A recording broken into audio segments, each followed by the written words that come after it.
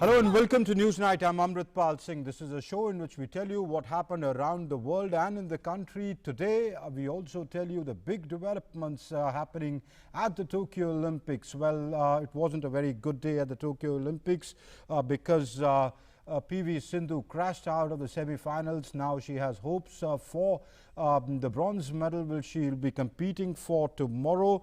But in today's match, she lost and crashed out of the semi-finals. But the good news is tomorrow is 1st of August and India takes over the presidency of the United Nations Security Council. India says maritime security, counter-terrorism and peacekeeping operations of the UN will be key focus of India during its one-month-long presidency of the United Nations. We'll talk about that with our guests in the studio, and that and much more over the next 1 hour. But first up, the headlines we are tracking at this hour.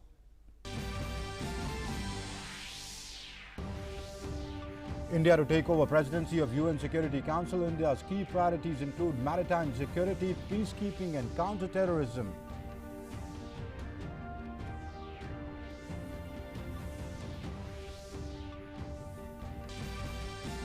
Prime Minister Narendra Modi interacts with IPS Probationers at the Sardar Vallabhbhai Patel National Police Academy via video conferencing.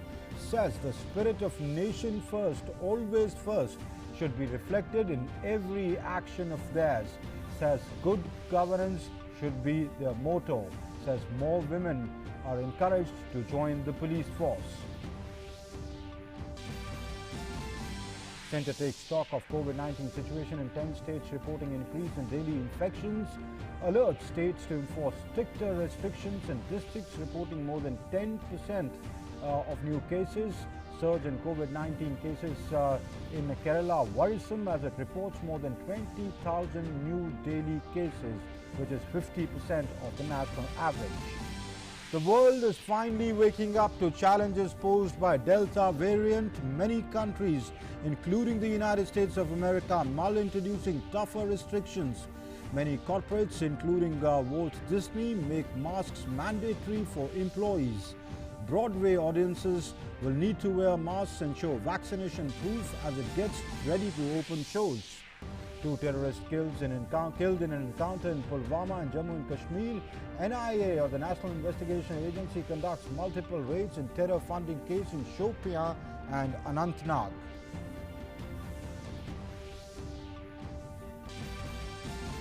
Monsoon fury continues in many parts of the country, including Himachal Pradesh and Maharashtra.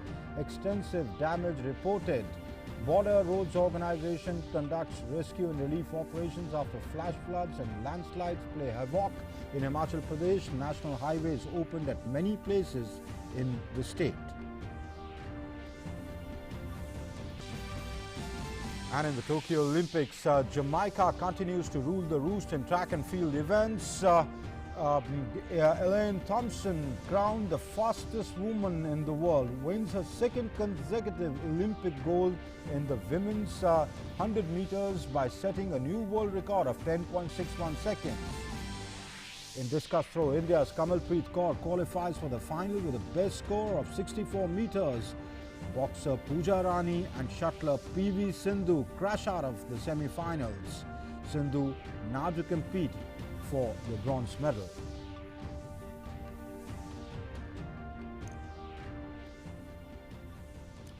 And our big story, India will take over the presidency of the United Nations Security Council on Sunday for the month of August. During its presidency, India would focus on 3 major themes, which is maritime security, peacekeeping and counterterrorism.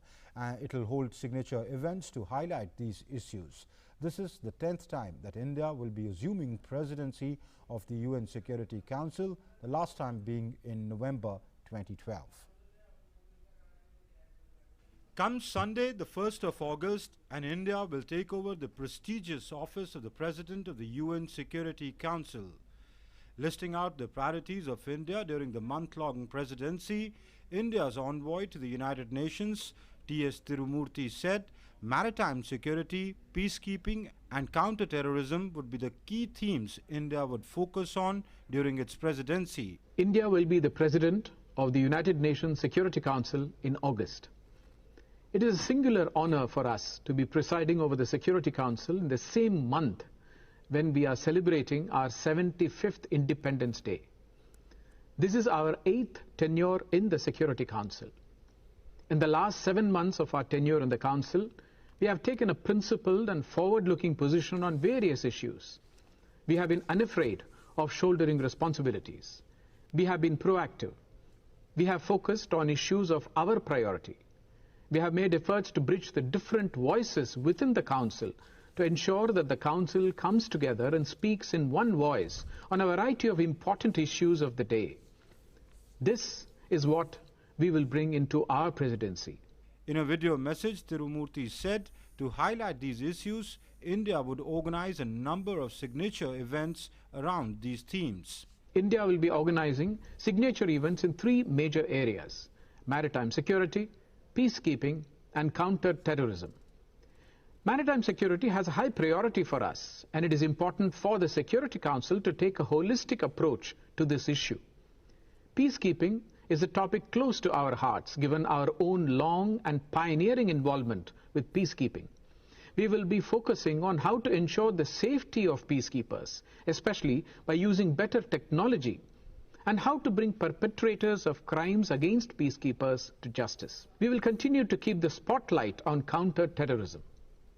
I would like to thank the Honorable Prime Minister and our External Affairs Minister for continuing to guide our permanent mission, especially during our stint in the Security Council.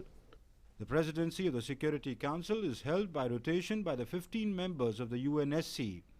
India has been the president of the body in June 1950, September 1967, December 1972, October 1977, February 1985, October 1991, December 1992, August 2011, and November 2012.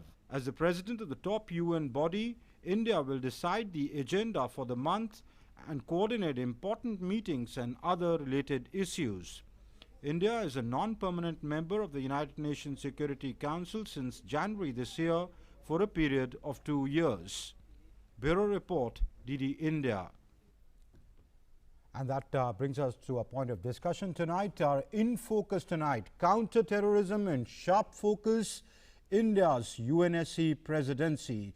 So counter-terrorism will be in sharp focus during the month-long presidency of India at the United Nations Security Council. And to talk about that, I have with me Vishnu Prakash, former senior diplomat, and also Professor WPS Sidhu, who teaches at the Center for Global Affairs at the New York University. Both gentlemen, many thanks for joining us on the show. First to you, Ambassador Prakash. India assuming the presidency of the UN Security Council, as Ambassador Tirumurti was saying, in the month that we celebrate our 75th year of independence. Please speak about the significance of that. Good evening. It is indeed significant. We will become the president of the UN Security Council after almost 9 years. As we are not a permanent member, this opportunity comes few and far between. But as you are mentioning, we can set the agenda. And India is a country which has been making very constructive suggestions, important suggestions. We are one of the leading actors on the global stage. And that is precisely why this time, when we talk of the host that will host signature events, basically what is being planned is to have high-level open debates, because it is very important that these very substantive issues like maritime security, peacekeeping, counter-terrorism should be brought out in the open. The pros and cons should be discussed, and it will help focus attention of the international community. Let me just take one aspect: counter-terrorism. There is no country which is not affected by counter-terrorism. India has been a victim of, not affected by terrorism. India is a victim of terrorism that emanates from our neighborhood since 1979. And it has been 25 years when we proposed the Comprehensive Convention on International Terrorism, and it is still being negotiated.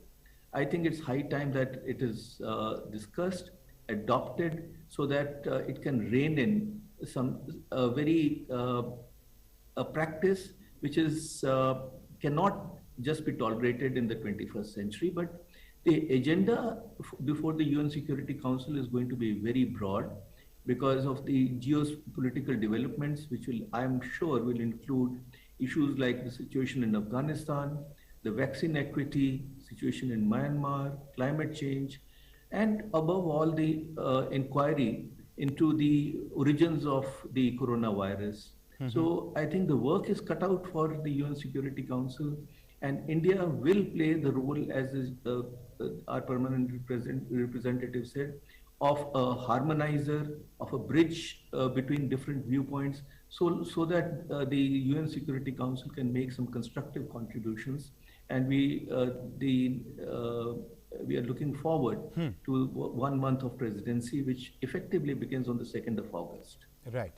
Okay. Professor Sidhu, you know, it is indeed a very crucial time. COVID-19, post-pandemic recovery, Afghanistan, the Security Council being, as Ambassador Vishnu Prakash was saying, going into the origins of COVID-19, if not for the purpose of, blaming a particular country, but at least understanding the trajectory and arresting the surge in infection, which is we are seeing a renewed surge in many parts of the world. UN Security Council is one of the most important decision-making bodies of the world, but the irony is that they don't tend to agree. Therefore, as Ambassador Prakash was saying, after 25 years, the world who's affected, not any part of the world is left unaffected by terrorism, but they have not been able to agree on the definition of terrorism. You're absolutely right. I think the UN Security Council has been very much facing a kind of a freeze again, which is very unfortunate, given all of the challenges that you've mentioned, including COVID-19. But I think perhaps the most important element to keep in mind, and this is where I think the Indian presidency is very, very important, is that India is now really stepping up its game in the Security Council in 3 ways. Number one, most countries will try to suggest perhaps one signature element which they want to present during the presidency, because a month is not very long. Right. India is in fact being extremely ambitious by doing 3. There's one on, of course, maritime security. We talked about technology and peacekeeping, which is an interesting context. And the third, of course, is counterterrorism, which you have mentioned as well. Second, it is also being represented at the highest level. So the maritime, the open debate on maritime security is actually being chaired by Prime Minister Modi. And the other 2 are also being chaired by Foreign Minister Jaishankar. As far as I can remember, this is unprecedented for India to do this kind of a thing. Third, I think India has also been extremely strategic in the topics that it has chosen. And so in maritime security, it is not talking about the tensions between states, but it's in fact talking about the other elements of maritime security, which affect all states, particularly piracy. So it's really an effort to collate together the support of all the Security Council members and to, in some ways, cover over differences, particularly with some of the permanent members who are opposed to India's membership, as well as other concerns as well. Similarly, I think on technology and peacekeeping is a very important aspect that concerns most countries, both which are the result of peacekeeping, but also who are providing the peacekeepers. And last but not the least, as you pointed out, the counterterrorism is something which is of great concern to all of the countries involved there as well. So in terms of the topic, the presence and the preparation, I think India is in to show that it can really be a global leader, even in the UN Security Council, thereby underlining its credentials as a permanent member as well. Ambassador Prakash, will it help boost India its credentials for a permanent seat in the UN by holding presidency? You've held presidency in the past, many countries have, but then you know, those sitting there say it's a closed club. Well, that's the way it is. Well, that is unfortunately the case. It is, they're trying to keep it as a closed club, and therefore, Dr. Jaishankar, our External Affairs Minister, had remarked in February last year that the United Nations is far less credible today than it has been through its history. The That is the problem. The UN Security Council is not only not representative, but it's also, the functioning has been literally stymied because of political differences, and it is tending to be ineffective. But how long can it last? Can the members of the UN Security Council reject reality forever? I think they'll have to realize that the world is not what it was in 1947. So what will happen is that India's role will be a powerful reminder that they need to look at this very pressing issue closely. Am I hopeful that the UN reforms will move forward? No, I'm not. But India's voice, a voice of reason, a voice which will remind them that these are very substantive issues confronting mankind, I think will be heard in all corners of the globe, and that is an important thing to happen. Okay. Before I get into the specifics of, I want to about, you know, peacekeeping, Professor Sidhu, let me ask you this question, because Ambassador Prakash was part of the establishment before he superannuated, and you're an independent voice. How do you look at past 7 months of India's, you know, being a member of the non-permanent member of the Security Council? India has brought up many important issues, but have they gained traction? Mm-hmm.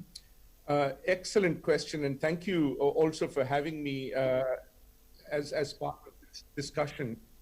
I'm sorry, are you getting an echo? I apologize for that. I'm getting your voice perfectly fine. And I think you're absolutely right to look at, you know, what is different this time around. I think this time around, India has been far more prepared for the Security Council membership than it has been ever before. And this is evident not only from the kind of number of people who have been posted at the mission, but also their quality. And in fact, if you look right back, right from the Foreign Secretary who served time here as well as the Foreign Minister and the Prime Minister are all committed to making this outing of India in the Security Council a success. So India has been much more vocal, much more transparent, and there have been regular briefings, so which has made India become an important actor. But I think India has also been particularly strategic, and I repeat that word, in picking on the topics that it has for this particular presidency, because those topics are ones where you may actually see greater convergence among all the permanent and elected members of the UN Security Council, rather than divergence. Now, counterterrorism is one aspect which may still remain problematic, but on the others, you can certainly see that there's likely to be much more convergence. What India, as we know, August 2021 is a very important month for India. It's the start of the 75th anniversary of India's independence. But August very often tends to be almost a dead month in the UN calendar. Almost nobody's around. And that's why I think it's a little bit of a challenge for India to be having the presidency now. But just the lineup of the program is truly very impressive. What would make India's impact even more significant? And to answer your question of whether this may provide an opportunity to justify India's case for permanency in permanent membership of the Council is two things. Number one, if in the maritime debate, which is being chaired by Prime Minister Modi, India could also lean upon other heads of state to be there. That would certainly lend a lot of gravitas, both to India's position, but also its status as well. Number two, India also needs to follow up on all of these initiatives, whether they're presidential statements or whether they actually lead to a Security Council resolution. This cannot be episodic. This cannot be the only time that India talks about these issues. It will have to sustain it during its presidency and beyond. Okay. All right. Ambassador Prakash, Ambassador Tirumurthy says maritime security has always received very high priority in India's foreign policy. The Prime Minister could be chairing that debate signature event of on maritime security. You know, what sort of a holistic approach on maritime security is Ambassador Tirumurthy talking about? Thank you. Look at India's location. We are at a very strategic location in the Indian Ocean region. 70% of the world trade passes through that region. There are so many flash points in this region. And then we have a rising power to our east, which is trying to thwart the will of the people, the nations, and create obstacles, claim various areas as their own sea or their own pond. Look at what has happened in South China Sea, for example, out from which 40% of India's trade comes in. That China is trying to convert it into a Chinese lake. Obstacles are being created. My colleague, co-panelist mentioned piracy, although that issue is now on the decline. So, and it is estimated that given the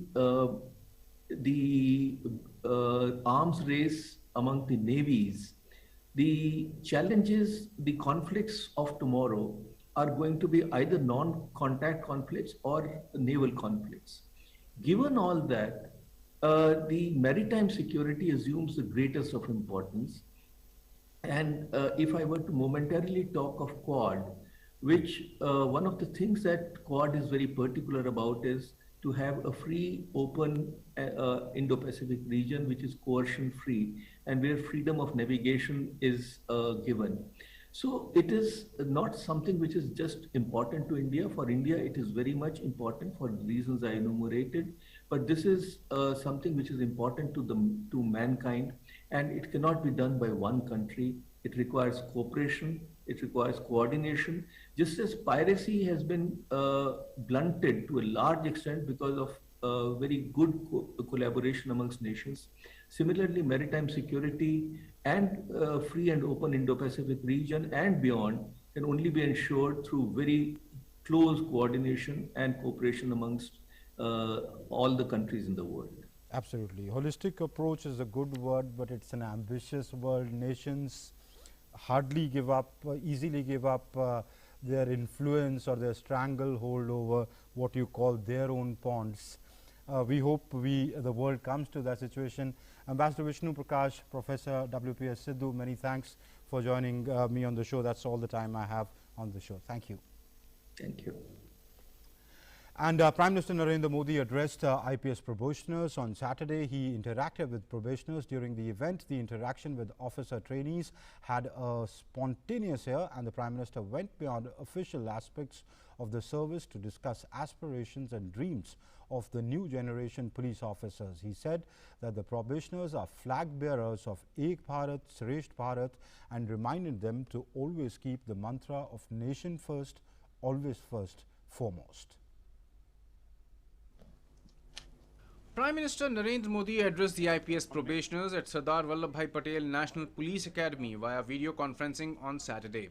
Prime Minister reminded the officer trainees that they are flag bearers of Ek Bharat, Shresth Bharat, and they should always keep the mantra of nation first, always first, foremost in their mind. आपके काम-काज का दायरा और समस्याएं अक्सर local होगी। ऐसे में ये मंत्र बहुत काम आएगा। आपको हमेशा ये याद रखना है कि आप एक भारत श्रेष्ठ भारत के भी ध्वजवाहक हैं। Prime Minister reminded the officer trainees the significance of the time that they are entering their career.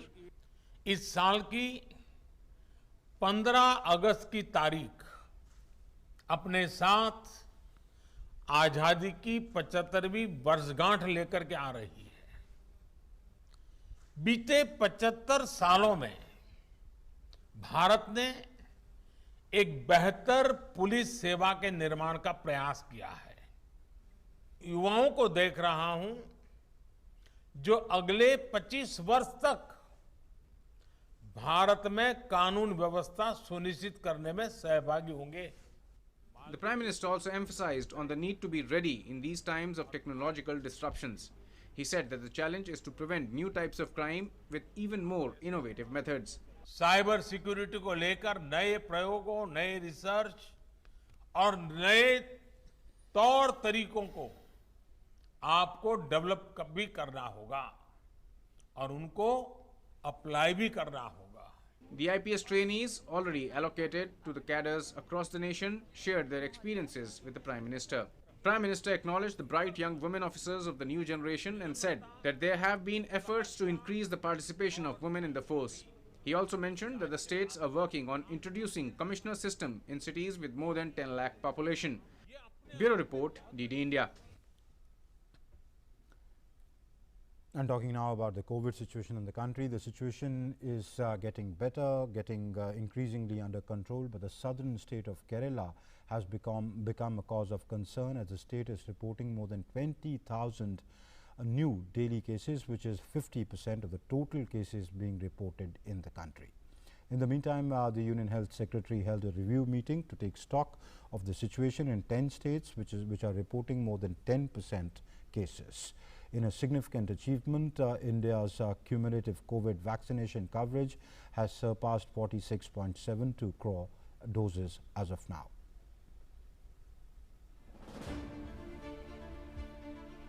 With coordinated efforts of centre and states, the COVID situation is gradually coming under control in the country, and the recovery rate has increased to 97.37%. Kerala, however, continues to report more than 50% of daily new cases. In the last 24 hours, India reported 41,649 new cases. 20,000 of these cases were recorded by Kerala alone. 37,291 patients recovered in the past 24 hours. Countrywide has been substantially ramped up, with over 46 crore 64 lakh tests conducted so far. Amid a surge in COVID cases in the state, Kerala has imposed complete lockdown during weekends on the 31st of July and the 1st of August. Meanwhile, a 6-member central team led by Dr. Sujit Kumar Singh, Director, National Centre for Disease Control, has been visiting the northern and southern districts of Kerala to examine arrangements for prevention and management of COVID-19. We have also discussed the things which could be done in the high infection areas, and so we will be also firming up some of the strategies in the state recommendation, and after recommendation we will be seeing that what best can be done. The Union government has cautioned states where the rate of new infections is surging rapidly.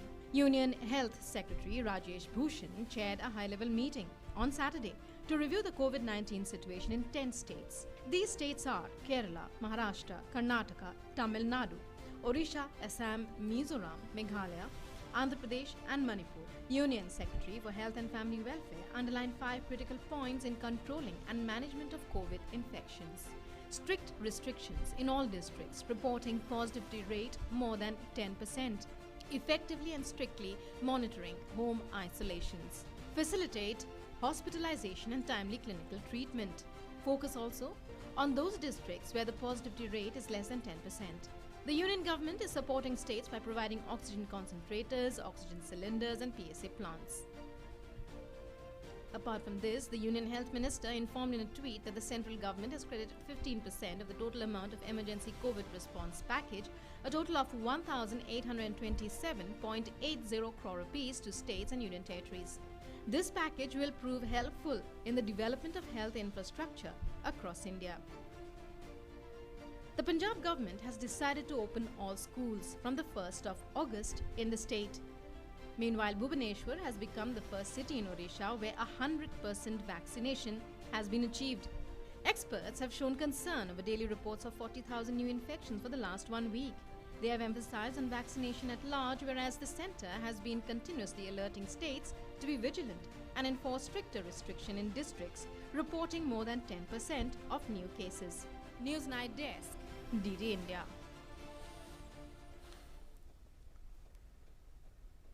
Talking about the monsoon fury, it continues in many parts of the country, including Himachal Pradesh and Maharashtra, where extensive damages have been reported. The Border Roads Organization has been conducting relief and rescue operations after flash floods and landslides in Himachal Pradesh. Relief and rescue operations are also going on in Maharashtra. Take a look at this ground report. Heavy rains and landslides have wreaked havoc at many places, including Himachal Pradesh and Maharashtra. First, let's talk about Himachal Pradesh. Rain and landslides have caused fury in the state. Roads are closed at many places due to landslides. The work of clearing the debris after the landslide in Sirmaur and Chambal district is in full swing. Border Road Organization is conducting rescue and relief operations after flash flood and landslides caused by heavy rain in the state. The neighboring state Uttarakhand also had heavy downpour which caused landslide at many places. Several roads in the state have been closed for traffic due to floods and landslides. Talking about Maharashtra, relief work is going on in the flood-affected areas. The floods have caused extensive damages at many places in Konkan region. BJP has sent relief materials for flood-affected Konkan region. The water level of rivers in Uttar Pradesh is rising after heavy rain at many places. The rise in Ganges continues for the 6 consecutive days in Varanasi. The connectivity of all ghats in Varanasi have been severely affected since last night, with the river rising at a speed of 8 cm per hour. However, water level is still below the danger mark, though the flood waters have inundated many temples on banks. In Delhi too, Yamuna is in spate. People from low-lying areas have been evacuated and sheltered at safer places in the city. In West Bengal, gates of Durgapur barrage have been opened after heavy rains in the area. IMD has predicted light to heavy rain in Uttar Pradesh, Bihar, Rajasthan, Madhya Pradesh, Uttarakhand and West Bengal at some places. Bureau Report, DD India.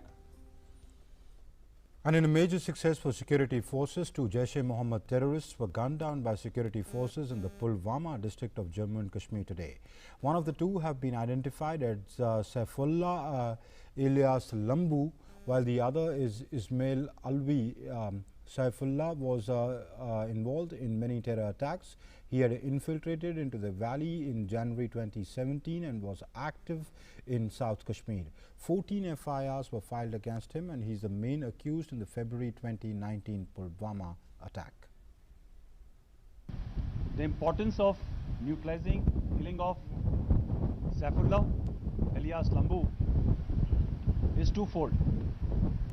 Firstly, it brings closure to Pulwama incident, which happened in Feb 2019.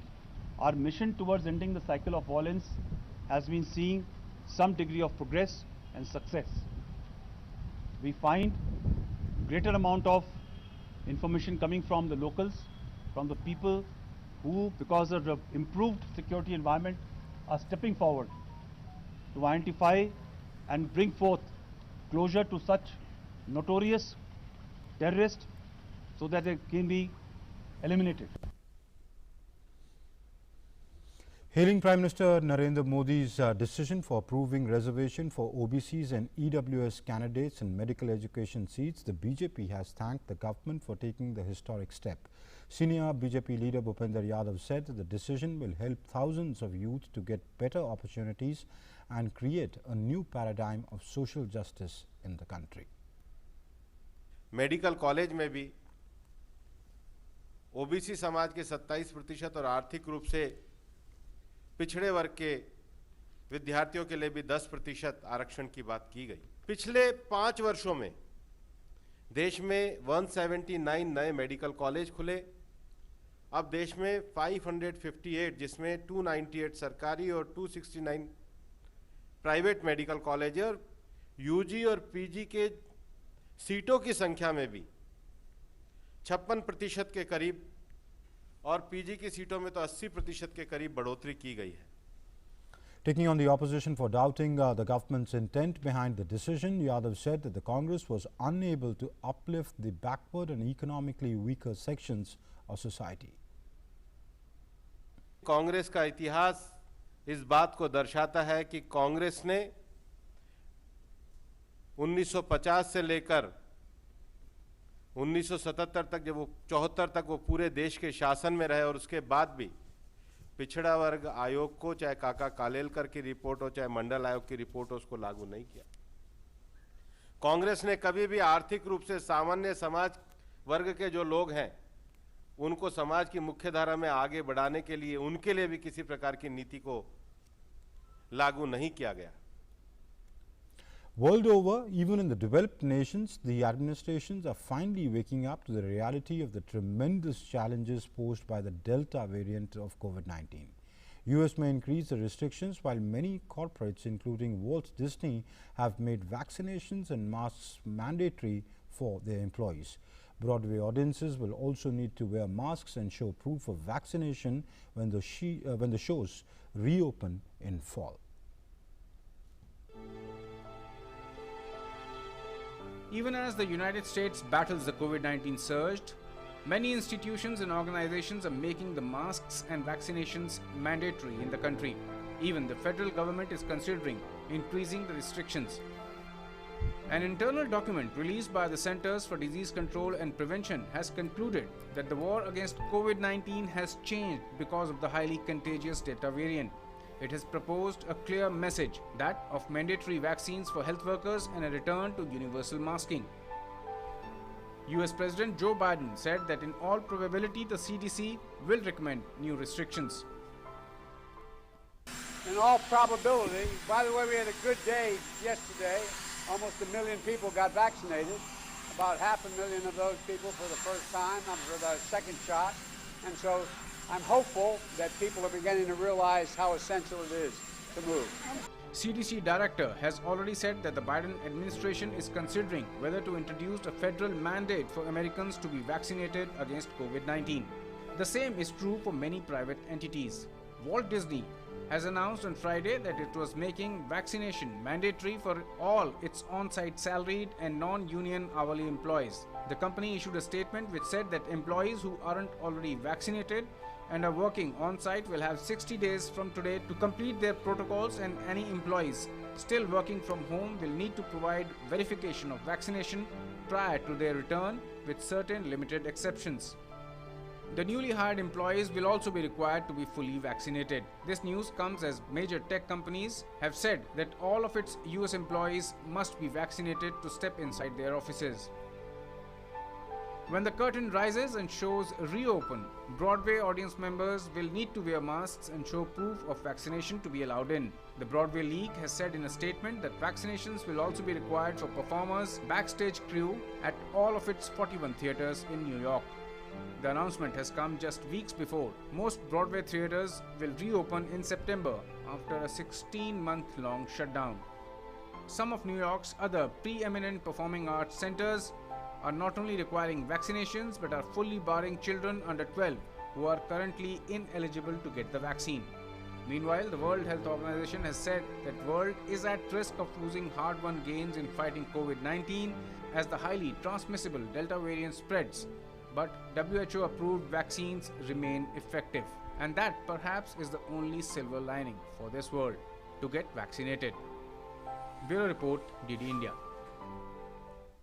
And the world continues to battle the COVID-19 pandemic, the challenge becoming more daunting with the arrival of the extremely virulent Delta variant of the virus. The effects are showing up in various nations as they choose to extend the lockdowns while trying to cope up with resultant backlash from the common man. The Delta variant continues to put nations in a spot as they scramble to contain the surge, as more and more countries have reported its presence. China reported on Saturday 55 new coronavirus cases in the mainland. Nanjing, the province's capital city, is currently facing an outbreak of COVID-19 Delta variant that surfaced earlier this month. The Nanjing outbreak has since spread to other cities in Jiangsu, Beijing, and other provinces. To curb the outbreak in the Chinese capital, some schools in the city have asked students on summer vacation to return to Beijing at least 14 days before the autumn semester starts. Meanwhile, New South Wales in Australia reported 210 locally acquired cases of COVID-19 on Saturday as police cordoned off downtown Sydney with multiple checkpoints to prevent a planned anti-lockdown protest. The city and its vicinity have been under weeks-long strict lockdown that is to last at least until the end of August, while battling an outbreak of the highly infectious Delta variant. Nearly 1,000 police officers have been deployed around Sydney to prevent an unauthorized demonstration against the lockdown. As nations struggle with the surge, discontentment is also seeping through. Over 100 people gathered in the center of Malaysian capital Kuala Lumpur on Saturday, expressing dissatisfaction with the government's handling of the coronavirus pandemic and calling on Prime Minister Muhyiddin Yassin to quit. There has been growing public anger over rising COVID-19 infections despite months of lockdown and a national state of emergency that has been in place since January. Newsnight Desk, DD India. And the world is battling extreme weather events as well, and climate change threatens to make things worse. From the United States to Brazil in the Americas to Turkey and Italy, the vagaries of weather are leaving people stunned and speechless in more ways than one.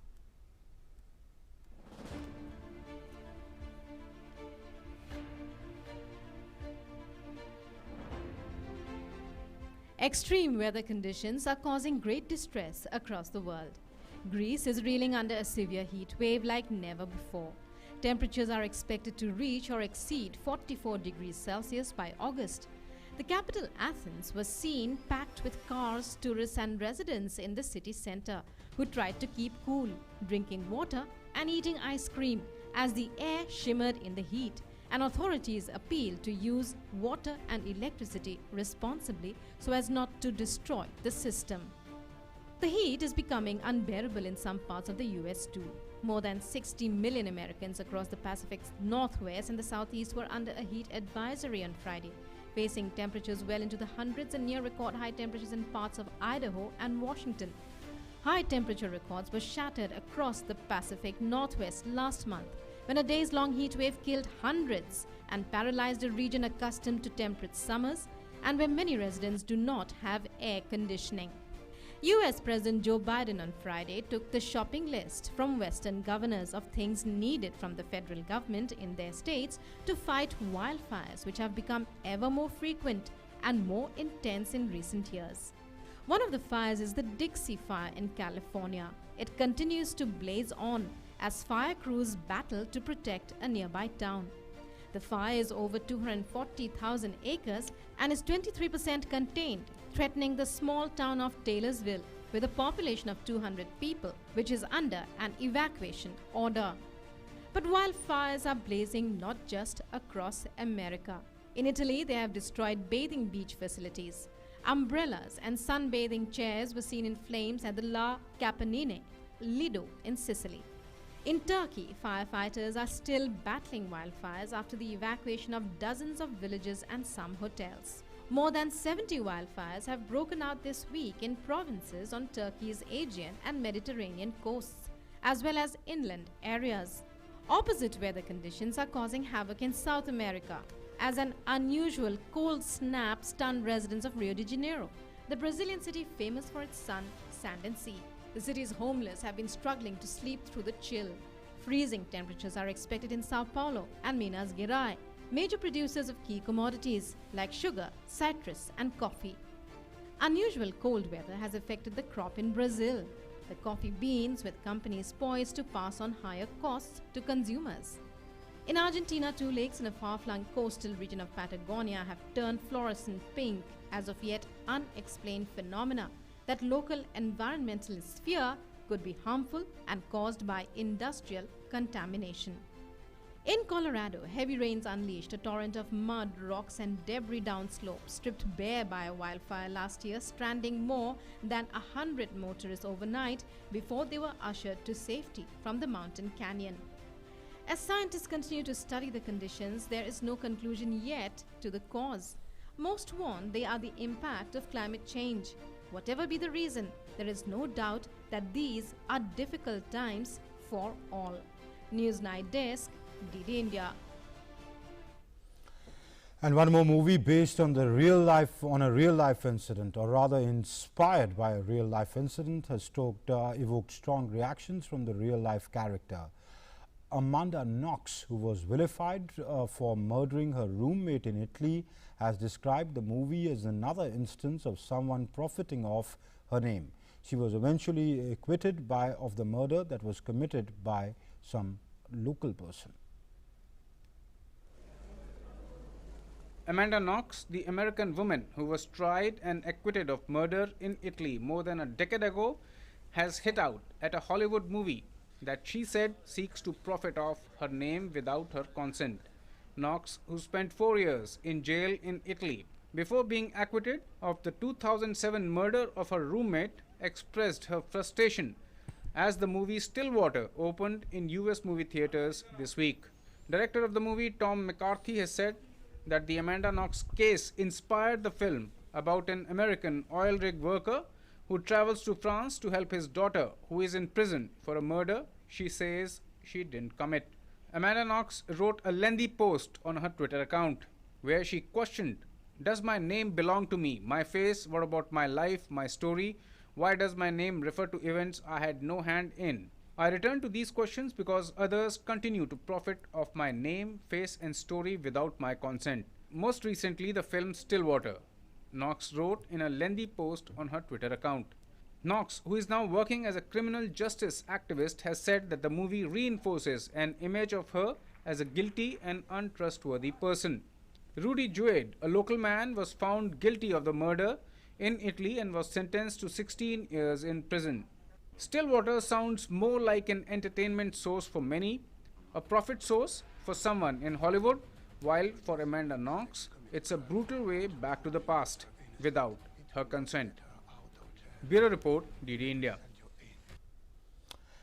And talking about Tokyo Olympics now, more and more sportspersons are coming forward with issues of mental health, and the intense competition and heightened expectations back home take a toll on them. Simone Biles made a point for everyone to sit up and take notice of. Now English star cricketer and star of the World Cup triumph Ben Stokes has decided to take a break for the same reason.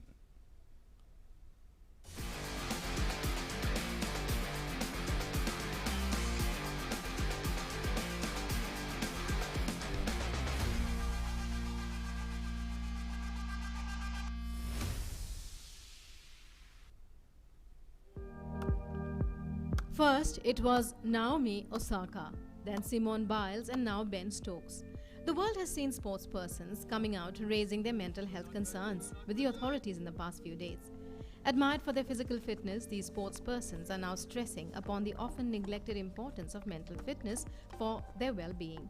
It all started when Japanese tennis player Naomi Osaka withdrew from the French Open, citing mental health concerns. But the discussion around the topic has gained further momentum with the most recent case of English cricketer Ben Stokes taking a break from the game. England's cricket board on Friday announced that the 30-year-old player was taking an indefinite break from all cricket with immediate effect to prioritize his mental well-being and continue his recovery from an injury to his left index finger. While expectations from sportspersons are high, the pressure for these players to keep up with their game is higher. This was evident at the ongoing Tokyo Olympics, where American gymnast Simone Biles withdrew from the vault and uneven bar apparatus finals at the Tokyo Games on Saturday, as the US gymnast continued to wrestle with mental health issues. Superstar Biles sent shockwaves to the Olympic world on Tuesday when she pulled out of the gymnastics team event after one vault. You know, that on the one hand, she admits to have this problem. This is already courageous. Who 1 year ago would have admitted to say I have mental health problems, and at the same time then cheering on her teammates, and then being there and supporting when her successor is crowned in the all-around final This is, great human quality, and this is Olympic spirit at its best. Simone Biles' withdrawal from the Games have also encouraged other players to come forward and talk about the troubles that athletes often go through. The United States team, including Katie Zaferes, Taylor Knibb, Morgan Pearson and Kevin McDowell, talked about their mental health after bagging a silver in the first ever Olympic triathlon mixed relay at the Tokyo Olympics. I think it's important to remember at the end of the day we're just playing a sport or doing a sport, and our lives are more valuable than just the medals that we have. I think it's easy to get caught up with that, but there's more important things. It all started when Naomi Osaka withdrew from the French Open and jeopardized her career after the authorities threatened her of a $15,000 fine and expulsion for not honoring mandatory media commitments. The Japanese tennis pro had taken a stand against the after-games press conferences, saying that they take a toll on her mental health. While the world continues to battle COVID-19, there is a parallel epidemic of mental illness going on which calls for immediate intervention by those who can make a difference. The mental health issues concern all. Sportspersons are serving as a catalyst to the cause by knocking the right door. Bureau Report, DD India.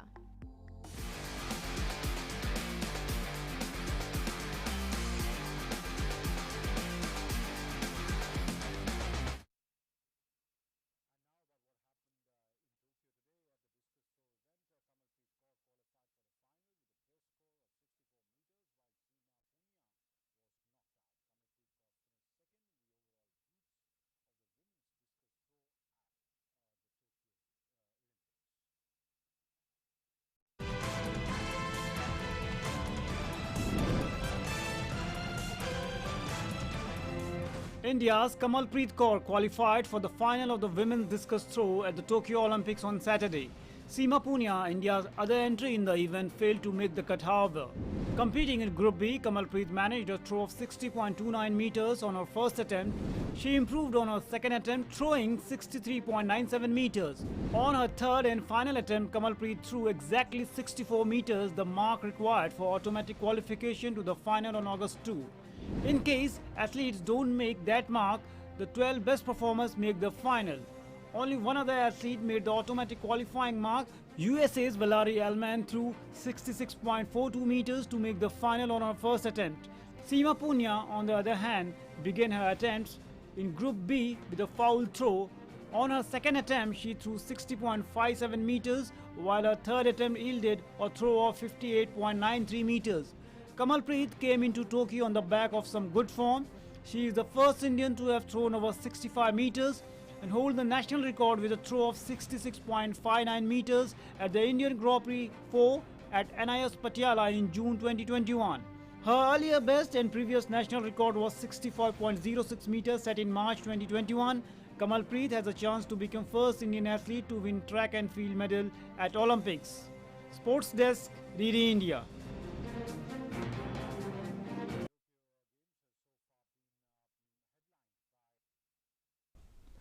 The games have been headlined by discus thrower Kamalpreet Kaur, who has secured a place in the final, but archer Tanu Das and boxer Amit Pangal crashed out of the games. More on this report.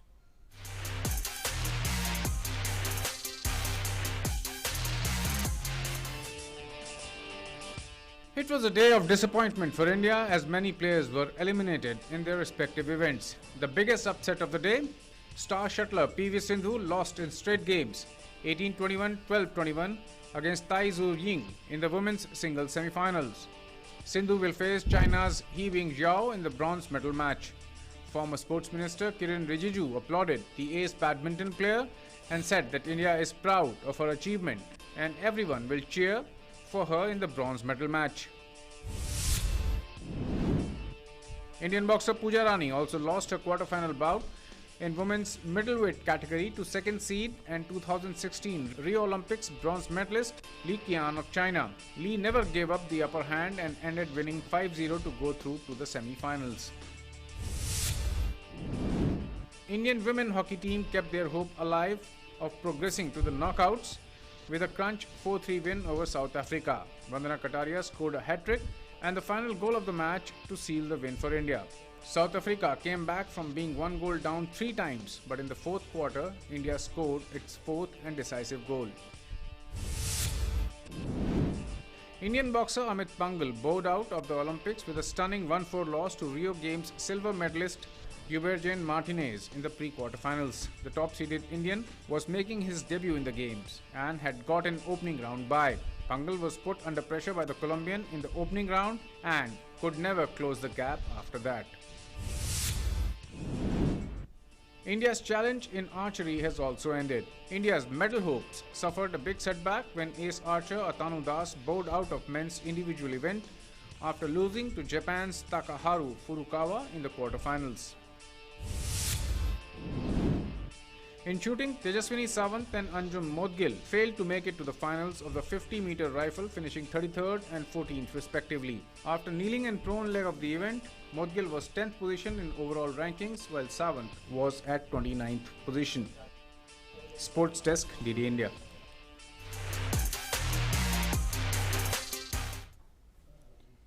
And Jamaica's Elaine Thompson-Herah won her second consecutive Olympic gold in the women's 100 meters, finishing in 10.61 seconds at the Tokyo Games. That makes her the fastest woman of the world. Thompson-Herah's time set an Olympic record, surpassing Florence Griffith Joyner's time of 10.62 set in 1988.